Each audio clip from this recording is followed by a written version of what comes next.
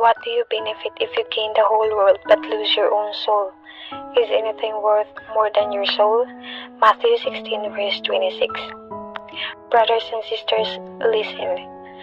Jesus is asking us a question that shakes the very core of our being.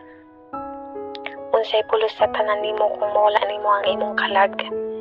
What good is everything, money, success, accomplishment, if in the end you lose the most precious part of you? Daghan kaayo gi-offer ang kalibutan. Fame, money, power, comfort, pleasures, and many people run after these things with all their strength. But Jesus is warning us today. Pwede ka mahimong successful sa tanang butang, pero kapiltihan nimo ang imong kalag. What good is it, brothers and sisters, to look strong on the outside, but be empty on the inside? Unsay gamit nga dato ka, pero wala kay relasyon sa Ginoo.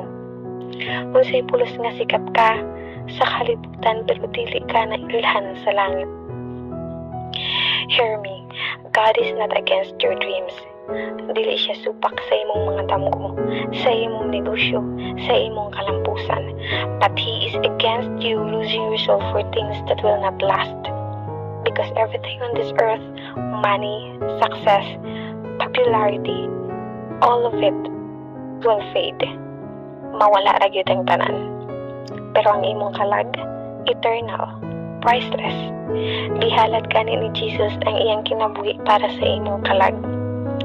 So brothers and sisters, let this question wake you up today.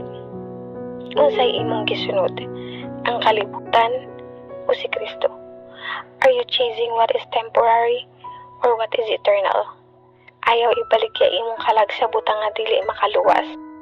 Ayaw ilisi ang imong kalag sa kalibutan nga dili makafulfill. Choose what lasts.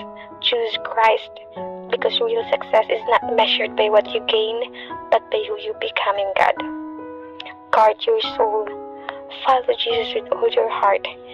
And never trade the eternal for the temporary. God bless you.